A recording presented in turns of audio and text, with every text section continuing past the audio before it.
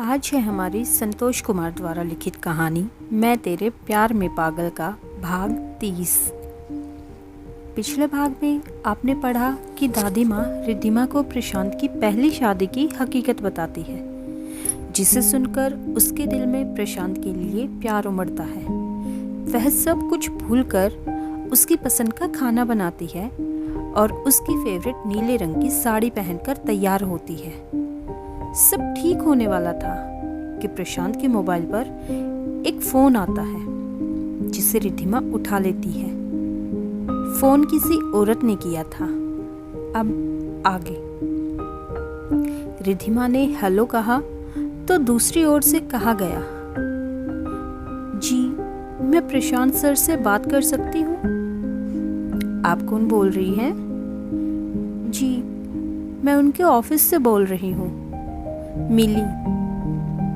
Boss ने उन्हें आज शाम नए वाले ब्रांच में जाने के लिए कहा है। ठीक है, वो नहाने गए हैं, मैं उन्हें आते ही बता दूंगी। Okay ma'am. जब प्रशांत नहाकर रिद्धिमा के करीब आने लगा तो रिद्धिमा ने उसे मुस्कुराते हुए खुद से दूर किया और मिस मिली का फरमान सुना दिया। वह बड़बड़ाते हुए बोला, ये पापा भी ना अपने बेटे की खुशी समझते ही नहीं। हम मुझे जाने की तैयारी करनी होगी। हाँ, तो पापा को अपनी बहू की भी तो चिंता है ना? और रिद्धिमा ने उसके बड़बड़ाहट से मज़े लेते हुए कहा, अच्छा जी, वहाँ का काम तो 2 दिन में ख़त्म हो जाएगा, फिर कहाँ बचोगी? और प्रशांत ने उसे अपने करीब करते हुए कहा तो उसने उसकी नाक पकड़कर छेड़ा और बोली, अपनी तैयारी पर ध्यान दीजिए वरना पापा की डांट पड़ेगी। ओह हाँ यार, अभी तो सचमुच जाना बहुत ज़रूरी है। और कहकर वह अलमारी से फाइल निकालने लगा और वह नीचे चली गई। थोड़ी देर बाद जब वह बैग लेकर नीचे उतरा तो रिद्धिमा रो रही थी। उसने उससे पूछा, पर बताने की बजाय पापा कहकर फिर से रोने लगी। तब उसने उसके मायके में फोन किया और बात करने के बाद बोला, आंटी आप परेशान मत होइए, मैं अभी आता हूँ। और वह अपना बैग लेकर चला गया। रिद्धिमा परेशानी में रोए जा रही थी। बड़ी मुश्किल से दादी माँ के कहने पर बस थोड़ा सा खाया था, वरना वह भी नहीं खाती। रात 9 बजे के करीब प्रशांत की माँ किट्टी पार्टी से वापस आई और सीधे अपने कमरे में चली गई। कुछ देर बाद प्रशांत के पापा आए और उन्होंने प्रशांत के बारे में पूछा तो दादी जी ने कहा कि वह तो शाम में ही कहीं गया है, बोल रहा था कि ज़रूरी काम है। उन्होंने कहा, ठीक है माँ, मैं अपने कमरे में जा रहा हूँ, खाना वहीं भिजवा दीजिए। ठीक है बेटा। फिर दादी जी ने अपने बेटे और बहू के लिए खाना उनके कमरे में ही भिजवा दिया और फिर से रिद्धिमा के पास आकर बैठ गए। रात के करीब 10 बजे थे जब उसका मोबाइल बजा तो रिद्धिमा ने हड़बड़ाकर फोन उठाया। उसके पापा का फोन था और वह खुशी और दुख दोनों के मिले जुले एहसास से बोली, जी पापा, कैसे हैं आप? उन्होंने कुछ कहा जिसे सुनकर वह बोली, जी मैं अभी आती हूँ। और वह फोन रखकर दादी जी की ओर मुड़ी तो उसी के पास बैठी थी। दादी माँ, मुझे पापा ने बुलाया है, क्या मैं जा सकती हूँ? ठीक है बेटा, मैं ड्राइवर को बोलती हूँ, वो तुम्हें तुम्हारे घर पहुँचा देगा, तुम्हारे पापा के पास। कि तभी ड्राइवर अंदर आया और बोला, दादी जी, प्रशांत बाबा बहुरानी को बुला रहे हैं। लो, प्रशांत आ गया, जाओ उसी के साथ चली जाओ अब। जी दादी माँ, और दादी माँ के कहने पर उसने चेहरा धोकर बाल ठीक किए और बाहर आकर कार में बैठ गई। प्रशांत ने बगैर कुछ कहे कार बढ़ा दी।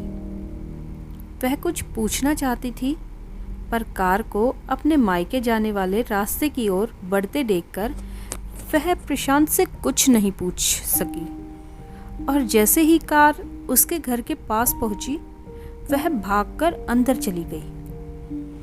अपने पापा को देखते ही वह उनके गले लग गई। आज बहुत दिनों के बाद उन्होंने भी अपनी लाडली को अपने गले से लगा लिया। तब तक पीछे से प्रशांत भी आ गया था, तो सुरेंद्र जी ने उसे भी अपने साथ कर लिया। अपने पापा को ऐसा करते देखकर रिद्धिमा हैरान होकर अपने पापा की ओर देखने लगी, तो वह पास के सोफे पर बैठ गए और उन दोनों को भी वहीं पर बैठने का इशारा किया। फिर रिद्धिमा के पापा ने कहा, बेटा, मुझे अच्छी तरह पता था कि तुम कभी भी कुछ गलत नहीं कर सकती, फिर भी मैं तुमसे नाराज हो गया। हालांकि दिल में तड़पता था तुमसे बात करने के लिए, फिर भी। लेकिन आज प्रशांत ने खुद मुझे बताया कि सारी गलती उसकी है, तुम बेकसूर हो, तो मुझे अपनी गलती की माफी मांगी, तो मैंने उसे माफ कर दिया।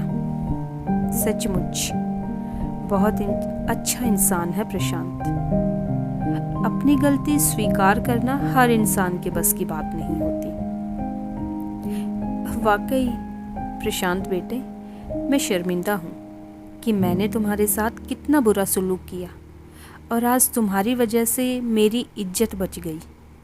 और सुरेंद्र जी ने प्रशांत का हाथ अपने हाथों में लेकर कहा, कैसी बातें करते हो अंकल, क्या मैं आपका बेटा नहीं हूँ? हाँ बेटा, तुम तो मेरे बड़े बेटे हो। बस अब से तुम भी मुझे पापा ही कहोगे। जी पापा। पर हुआ क्या था पापा? घर में पुलिस क्यों आई थी? रिद्धिमा ने पूछा। तुम्हारे पापा के बारे में किसी ने पुलिस को कॉल किया था कि वह ड्रग्स के कारोबार से जुड़े हुए हैं, इसीलिए पुलिस हमारे घर की तलाशी लेने आई थी। पर जब मेरी प्रशांत से बात हुई तो उसने कहा कि बगैर वारंट के पुलिस तलाशी नहीं ले सकती, आप उन्हें रोक दें, मैं जल्दी ही पहुंचता हूं। और मैंने वही किया। मैंने पुलिस से वारंट की मांग की तो कहने लगे कि वो जल्दी जल्दी में नहीं ले पाए। फिर मैं अड़ गई और बोल दिया कि पहले वारंट लेकर आओ, फिर तलाशी लेना। तब तक सारे मोहल्ले वाले हमारे घर के पास जमा हो गए थे, पर किसी में इतनी हिम्मत नहीं थी कि पुलिस वालों को कुछ कह सकते। मैं भी सबको देखकर नर्वस सी होने लगी थी कि तभी प्रशांत यहाँ आ गया। पहले तो उसने पुलिस वालों को बगैर वारंट के किसी शरीफ इंसान के घर आने के लिए डांट लगाई। फिर पुलिस कमिश्नर को फोन किया।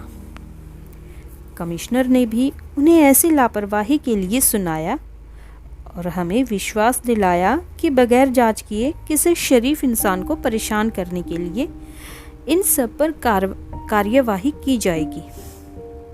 सचमुच बेटा, तुम्हारी वजह से सब कुछ ठीक हो गया, नहीं तो आज ना जाने क्या हो जाता। अगर पुलिस इन्हें लेकर जाती तो बिना किसी गुनाह के सब मुजरिम ही समझते हमें। कोमल जी ने रिद्धिमा को पूरी सच्चाई बताई और प्रशांत की दिल से तारीफ की। सारे गिले शिकवे खत्म हो गए थे। अब बहुत रात हो गई थी, इसीलिए दोनों वहीं रुक गए थे। उस रात पहली बार दोनों ने एक बिस्तर शेयर किया था, पर प्रशांत शायद बहुत थका हुआ था और रिद्धिमा ने कमरे में आने में थोड़ी सी देर लगा दी थी। और जब तक वह आई, प्रशांत बहुत गहरी नींद में सो रहा था। और उसे सोता देखकर वह भी उसके बगल में ही सो गई। सुबह सबने साथ में नाश्ता किया और रिद्धिमा ने सबके लिए चाय बना रही थी। जब मोहल्ले के कुछ लोगों के साथ निमेश भी उसके घर आया था और सुरेंद्र जी ने बड़े मान से प्रशांत को सब लोगों से परिचय करवाया। उसने किचन से ही देखा प्रशांत और निमेश दोनों साथ ही खड़े थे और प्रशांत के सामने निमेश बिल्कुल साधारण लग रहा था। प्रशांत के चेहरे पर एक तेज था और उसका शारीरिक गठन किसी फिल्म के हीरो की तरह ही था। रिद्धिमा के पापा ने उसे अपने साथ लगा रखा था। वो उसकी तारीफ कर रहे थे और वह थोड़ा झेप रहा था। उसका यह रूप और भी अधिक प्यारा लग रहा था रिद्धिमा को।